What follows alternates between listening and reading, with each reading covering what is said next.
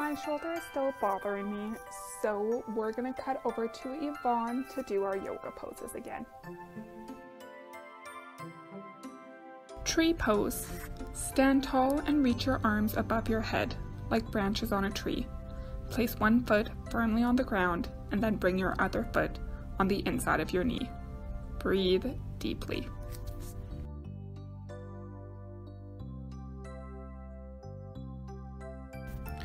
One, 2, 3, 4, 5, 6, 7, 8, 9, 10.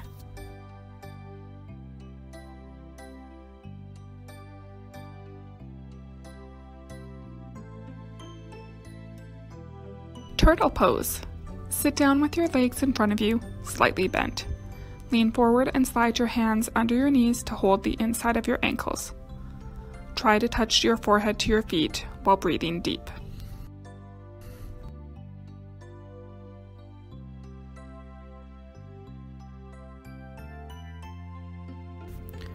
One, 2, 3, 4, 5, 6, 7, 8, 9, 10.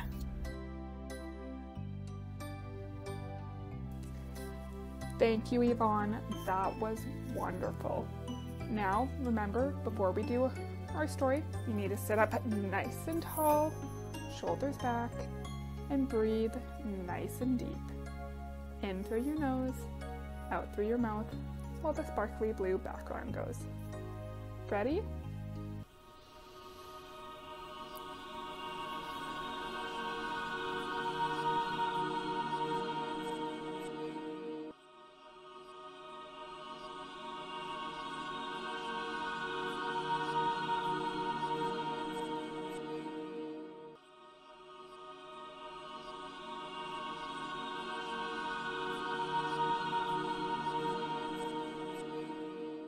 I hope that has helped to relax and calm you, and that the story further helps with that. Tonight, I'm going to tell a version of a traditional Scottish tale. Once upon a time, in a land far, far away, a young man was so much in love with a lass that he did nothing but think of her night and day.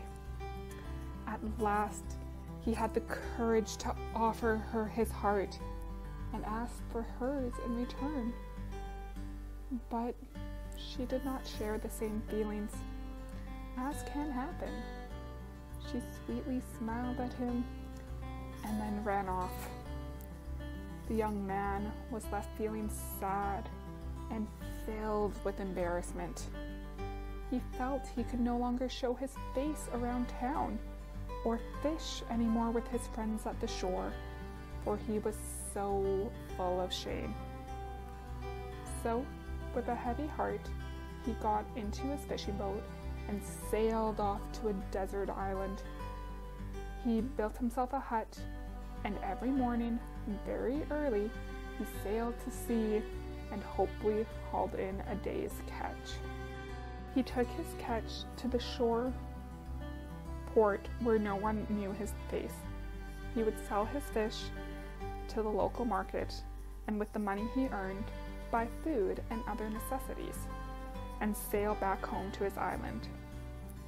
Such was his life, day after day. Then, one day, the corner of his eye caught something gleaming with the fish in his net. Quickly, he grabbed it with one hand, and he tied the net into a knot so that whatever it was could not escape. "Let me go!" he heard a voice shout out. To his surprise, it was a mermaid. He knew that a caught mermaid must grant a wish and demanded it of her. "Very well," said the mermaid. "I suppose you want a bag of gold coins. I happen to know of a sunken ship not far from here with such treasure." I have no interest in coins, he said. If you know enough about me to know about my island, you know what it is I really want. The girl, sighed the mermaid. Why her? Oosh, you know why, he said. Her blue eyes, her blonde hair, she is what I want most in all the world. If I can't have her, I want nothing else. She is not so special, said the mermaid. But when she looked at the young man's face, she added, I can grant your wish of love, but it will take some time. Release me, and I'll give you a magic ring.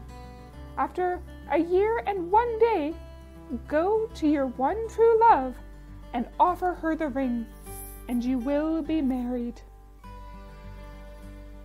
The fisherman agreed and let the mermaid go. He went home and started to carve notches onto his mantle to keep track of the days.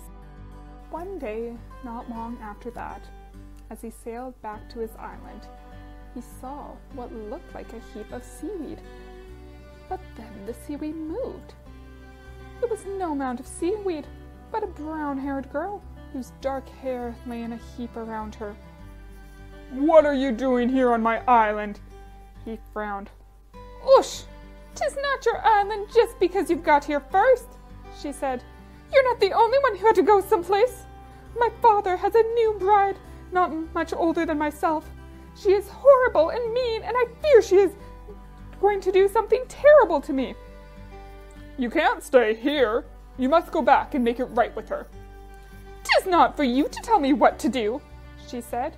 Besides, I can't go anywhere right now because the winds aren't right. Tomorrow morning the winds will change. And my raft is broken. I'll fix it. Stop it! I need to stay somewhere where I'm alone and safe. So do I, thundered the young man. You'll have plenty of room, she said. You'll stay on your side of the island, and I'll stay on mine. Besides, she said more gently, if I'm to cook for myself, I may as well cook enough for two. Suit yourself, he said, but I eat alone. The girl was true to her word.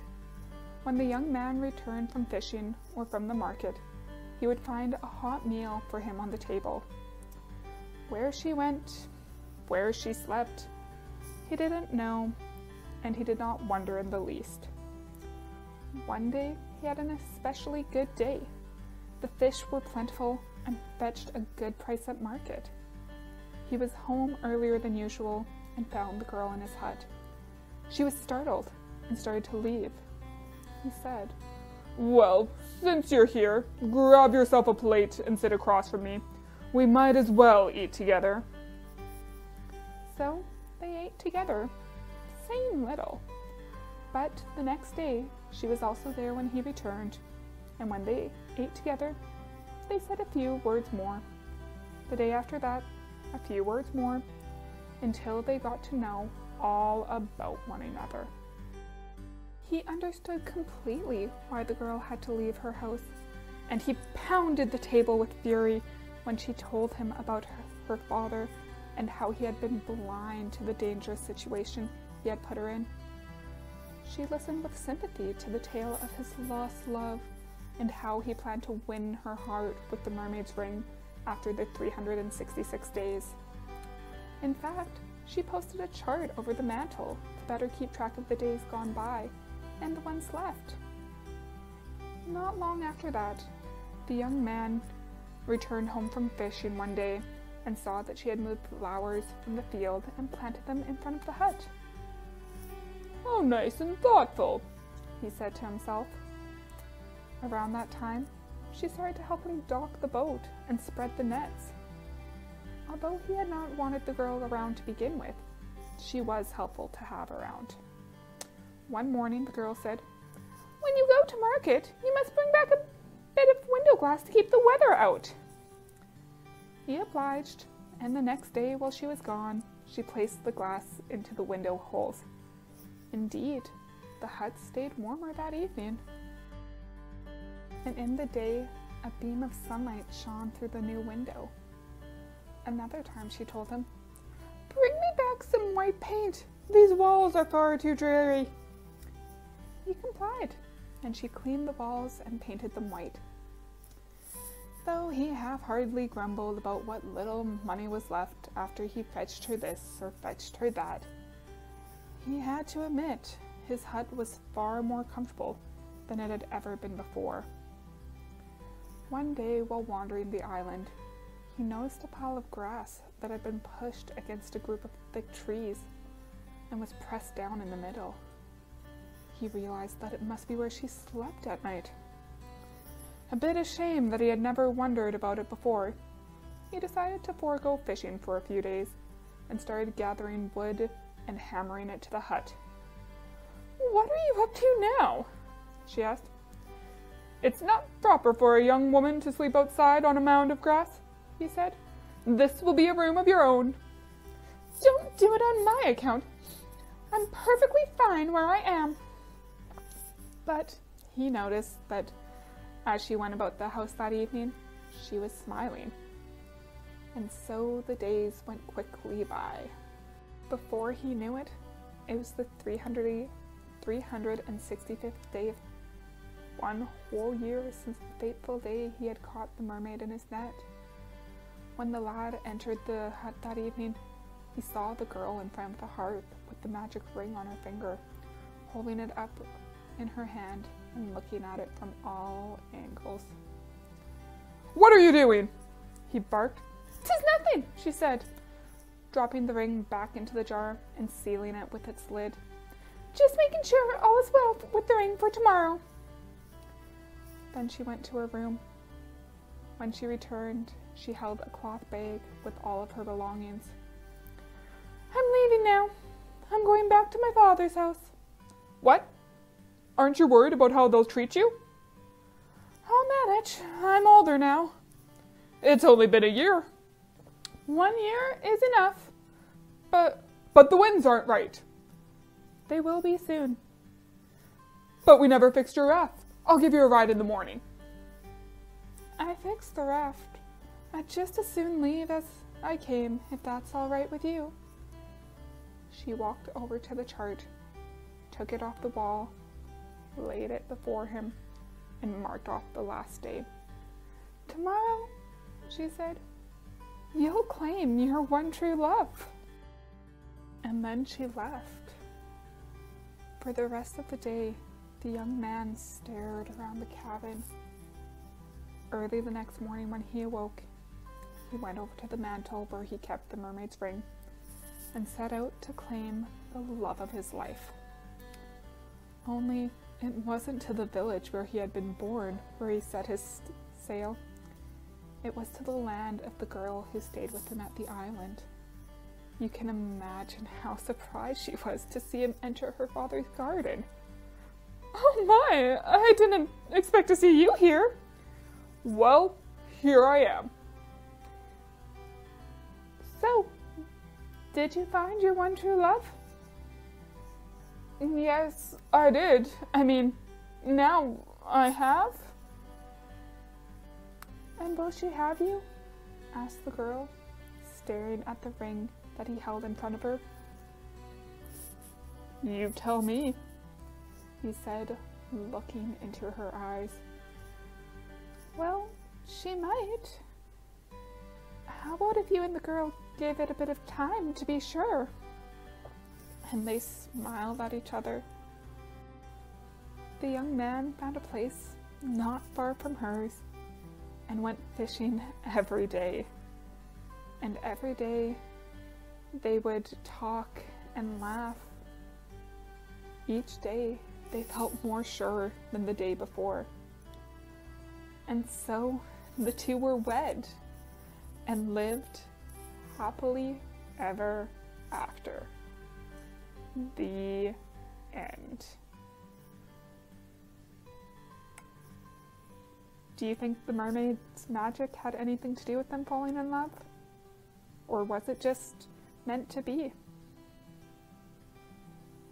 Let's go back over to Yvonne to do a little bit more yoga, and then we'll come back to me to get set up for the deep breathing before we say goodnight. Downward facing dog. Lay down on your belly with your hands by your chest, then lift your bum up into the air. Make an upside down V shape with your body while breathing deep. 1, 2, 3, 4, 5, 6, 7, 8, 9, 10.